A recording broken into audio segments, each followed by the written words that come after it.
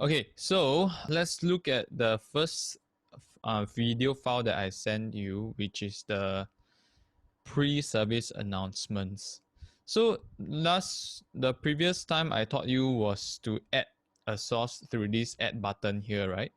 So other than adding from here, because if you add from here, right, you need to know very clearly what kind of source are you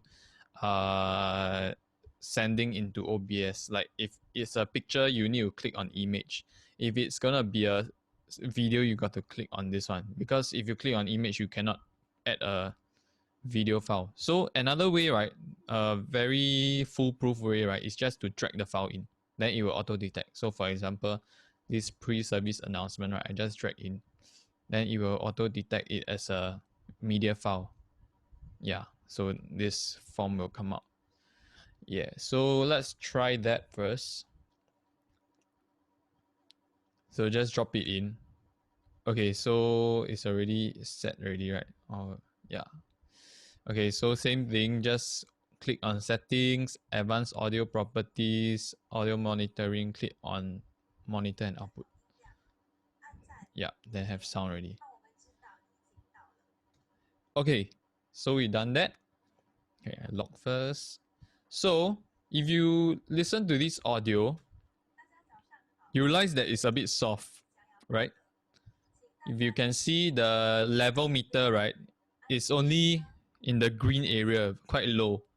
So what is a healthy level, right, will be somewhere on the high green to the mid yellow kind of place here.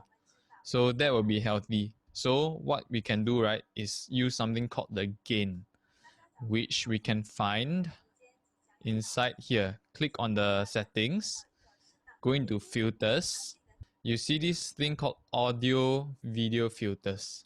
Okay, then you click on plus. So you just click on gain. The name I think don't have to change lah, since it's only like affecting this one source. It doesn't affect the rest of your sources. So gain, right? Once you click on gain, it goes into here. Then you realize that here it writes 0 dB. So basically, if 0 dB, it hasn't added anything or haven't taken anything yet. So it's just the same level. To increase the volume, right, just drag this like that. Okay, so we see again. So I put it to 0 now. Then let's play this video again. So you look at the level, even when if it's at max, right, it's only around here. So now I'm gonna add the gain. Maybe add around extra 6 dB first. Then you realize it goes up a bit already. So maybe can go even louder. Maybe around here. Then it's hitting the yellow already, which is quite healthy. Yeah, so that's how you use gain lah. Basically, firstly, your this fader got to be already at max. Then not enough, then you use gain to push it higher. Yeah. So just now I mentioned, right, keep the level between yellow and a high green. So let's say what happens if you like make your gain too loud. It will reach the red lah. It will hit the red, which is okay. This is an example so it will sound like that. You look at the color of the fader. 大家早上好，聚会的时间即将要到了，请大家赶紧找到一个适当。So that's way too loud lah. So yeah, try to avoid hitting the rate too much. If occasionally like hit a bit, that's quite okay. Yeah. If it keeps hitting, right, that means it's clipping already, and in other words, it's distorting lah. Okay, second one we want to talk about noise suppression. So when we record stuff at home, there is definitely going to be a lot of noise lah. Maybe from your fan, or construction from nearby, or car MRT passing by, or your family shouting. Yeah, so stuff like that, right? There are a lot of background noise which is very difficult to like ask all these things to keep quiet while we record. So what we can do in like post-production will be to help to reduce this noise at a very natural way lah. So we don't want to overdo it as well. So let's look at this. Okay, this one I need to adjust. So basically click on transform, fit to screen. Then advanced properties. Okay, take a here at the audio. You can hear a lot of background noise, right? To reduce that, right?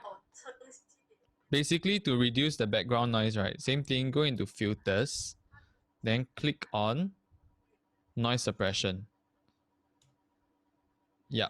So if your noise suppression level is at here, right, 0 dB, that means it's not minusing anything lah. So we also don't want to set it like all the way like that, because that will affect the main source also, which is the speaker in this case. Like we don't want to affect her voice to make it sound like muffled. We just want to take away the noise at the back. So I find that around 20 to 30 will be best, but it depends on the video lah. Different recording, the noise level is different. So for this one, around this level is okay. Can this part quite clear? Just the gain and the noise suppression, these two that you will be using quite a bit. Yeah, because everybody use different phones to record, right? So everybody levels different. You need to try to balance like throughout the whole service, make it the same volume. So in a way, when our viewers watch the program, right, they don't have to like keep taking a remote control and adjusting the volume. Yeah, it should be kept constant and loud enough. Okay, so next I want to talk about effect filter. This one just now, if you saw, okay, this one we don't need the audio. Just gonna turn the audio down. Just go into filter, same thing. Then you see these effect filters here. There are also quite a bit of options, but I'm just gonna talk about color correction for now. So color correction basically, right, is to adjust the color, adjust your brightness. Sometimes like people's room a bit too dark or the color a bit dull, right? This is where you can enhance it lah. So just gonna do a quick one. Yeah. Okay, this one I doing a bit like exaggerated lah. When you do, you can slowly refine it. Yeah. Okay, this is a bit too much, but okay, basically it improves the color lah, and the background also stays more in the background rather than if you look at the default, right, then become very pale. So yeah, that's color correction. Okay, next let's talk about timer. Okay, so let me talk about my, like the first few times when I started the broadcast, like first 1 month, I think I've been using a timer that I downloaded off the web, right? My timer looks like that, right? For the first 1 month. And usually what I do is I start the broadcast 15 minutes before service starts. And usually I will play the pre-service loops, right? All those PowerPoint for announcements and offering and other stuff. So what happens if somebody only comes in at the 5 minutes mark, like 5 minutes before service, then they cannot actually see all these pre-service announcements. So I decided to do away with this and try to find something smaller. But of course I can resize this, but it will look very ugly. Like if I were to go and resize this thing like that. This whole background is like to make the whole visual looks good lah. Then if I only put it at the side, like very weird also. So I decided to do away with this and find another option, which I did. So today I'm going to tell you how to add a built-in timer in OBS itself. So basically, OBS already has a built-in timer. Somebody wrote the script and added it in already. So first you need to just create a source, a text source. So you can just call it timer for now. Then here you don't have to type anything. You just close this one. So this timer is created already, but it's empty, right? So go to your tools, click on scripts. Then, okay, your here should be empty lah, because you haven't done it before. You just need to click plus. Then, okay, let me know if it's different on your side. Then you just click on this countdown.lua. Then once you press open, it will appear as this one. Okay. So once it's like that already, right, then it will show you this section here. So duration, normally I put 15 minutes, right? So for now, just for the test, I put 1 minute. Then your text source, right, is where you select your timer to be broadcasted. It needs a source, but to go into your broadcast. So you just select timer, which is the thing that I just created. So your final text here, right, usually let's say it counts down from 1 minute all the way to 0 already. This is what it's saying, like the final text is like after 0, what text you want to show. But usually I don't show anything. I just like 5, 4, 3, 2, 1, then gone. Then the prelude come in, service starts. But you cannot actually leave it empty. So because if you leave it empty, this is what will happen. Now it's empty. Let's try. Okay, so let's start this timer.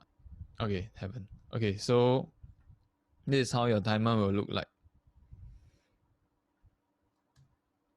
Let's wait for it to count down. While we count down, you can go and play with the color. Set your favorite colors to it. It's like a gradient kind of thing, so you can set 2 colors. Yeah, just gonna set this for fun. Then you can add the outline and drop shadow to make it stand out more. Of course, with the background, you cannot really tell. So, okay, this is just to show you what happens if you don't add a final text.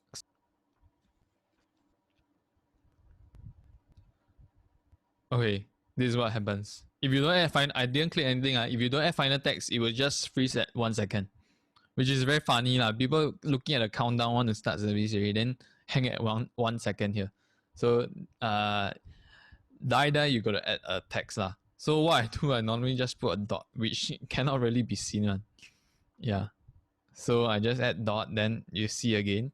Okay, so while it counts down, right, I'm just gonna talk about another point or so. We want to crop this hour part away because we only need the minutes, right, and the seconds. So to crop this away, right, you cannot just drag this because this will just resize it. What you need to do is hold down Alt on your keyboard, alternate, and drag this at the same time.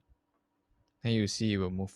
Okay, so this original, right, you hold down Alt and you drag this in, then it will close up already. So giving you only the minute and second.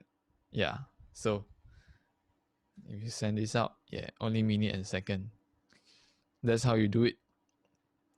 Okay, so now you see after I add a final text, right, just add a dot. This is what will happen. It will just disappear. Yep, so we want that rather than it hanging at the 1 second. Okay, so it will just disappear. Yep, so that's for timer. Very easy. Okay, next thing I'll talk about will be hotkeys. Basically, hotkeys is your keyboard shortcut. So why do you need keyboard shortcut? Let me show you why. Okay, so let's look at this scene that I've been working on for all my services. Basically, shortcuts help you with your workflow. Instead of using mouse all the time, right? If you have shortcuts, you can actually use lesser steps to achieve the same thing. Because mouse, you need to drag from here. Like, for example, okay, let's look at this. Lead 1 and songs. Basically, lead 1 is the video that the worship leader has recorded of her singing. Then songs will be the YouTube MV that is downloaded from YouTube. Yeah. So for this one, I need to turn them on at the same time and broadcast. So I actually, if I use mouse, right, I have to click here, then send out. Something like that. Yeah. So instead of doing that, right, if you use hotkeys, right, use keyboard shortcuts, it helps you make things more efficient and helps in your workflow as well. Okay, so as you can see from here, right, if I were to click on, I already programmed my worship leader video and MV to my shortcut key 3. So I need to press this one time, then both my worship leader and MV, it will already turn on the eye. I click again, turn off already. So it saves one step here already. Then the other one, I need to click cut, right? Instead of moving my mouse here, I already programmed it to my bracket over here. So I just click this. It will send out together. Yeah. So it's a lot faster lah. So it's just like 1 click, 2 click, send out already. Compared to if you were to use mouse, you click 1 time, 2 time, 3 time. Then if you want to turn off 4, 5, 6. And this is excluding the time you move your mouse and all. So to program your shortcuts, right? Okay, you will go to settings. Then go into hotkeys over here. This is where I program all my hotkeys. Basically, okay, so if you look at the name of the source, right? If you can see from here, I already put all my prefix in front. This is just the name. It doesn't affect like the actual shortcut. Doesn't mean I put 8 here, right? Then if I click on it, it will trigger this sermon video lah. This one is just the name to let me be very clear. When I go into my hotkeys here, then I will know that. Okay, so for example, I already renamed my source to G, right? So I know that this will be G. Then I just type G, then G like that. Okay, if you want to reset, right, you just erase, then you just type again, something like that. So good to have hotkeys for all your keys, for all your sources, so that you can trigger it very fast. Okay, so for example, just now Gideon asked me like after I turn on one source like that, then it sends already. This is a prelude, it's empty now. Then I turn off the prelude, I cut it, then I go next source. Then it will send. So this one also finished, right? Then turn off, then send another one. So now it's sermon, right? Send again. Like that. The sermon finished, turn off. Then next one back to 回应诗 and all those. Then turn on, send. Then turn off. Yeah, so it just goes one by one. Then next benediction. Yeah, something like that. So I just turn on and off one by one lah. Then if you use hotkeys, it will be a lot faster lah. Next step, after teaching you everything in OBS, is to send it out to Facebook. So you just click on this live video thing here. Then you got 3 options. Basically, one of them is use camera, then encoder, right? Then, but what we want to be using will be this use stream key. So just click on use stream key. Okay, this is where you type your date lah. Usually I type the date here. Then I say the welcome to the online CGPC, right? Something like that. This is where I type the heading. Then you click this stream key, right? You see this stream key here. You just click copy. Then you go back to your OBS. Click on settings. Then click on stream. Then you just paste your stream key here. Okay, Facebook Live. Yeah, you gotta select Facebook Live lah. Then just press OK. Okay, if you take a look at your Google Chrome, right, it's already showing waiting for live video. All you have to do now is to click on this start streaming. Then if you take a look here, you see, it's already saying connecting live video. Okay, so now it's connected already. If you see here, it's already sending this to Facebook already. So yeah, that means, okay, you haven't started your service yet. You need to press go live, then you can start. So after you press go live, right, then now it's already live already. So yeah, I'm live now on my own Facebook group. Then you just start your service already from here. If you see this countdown, right, I send out here, then you will see it appear here in a while. So yeah, that's how you send out already. To end, right, you just got to press stop streaming. Then your live will cut. Yeah, ended already. Then you can just view your post after that. YouTube is the same. If you ever need to go live on YouTube, just find the stream key, copy stream key, then paste it into OBS. Then you can go live already. So previously I've all been talking about live triggering. Basically that means you really got to press start streaming, then go live on Facebook, then one by one click turn on, turn off, turn on, turn off, like that, right? So another way, if you see this below start streaming, is called start recording. So now I'm gonna talk about recording in OBS. Basically, what this recording does, right? It allows you to record your whole service and just broadcast like one whole video file instead of like you got to trigger one by one lah. So let me just show you. All you have to do is start your recording. Then I start the now. Okay, so it's recording already for 5 seconds already. Just gotta click.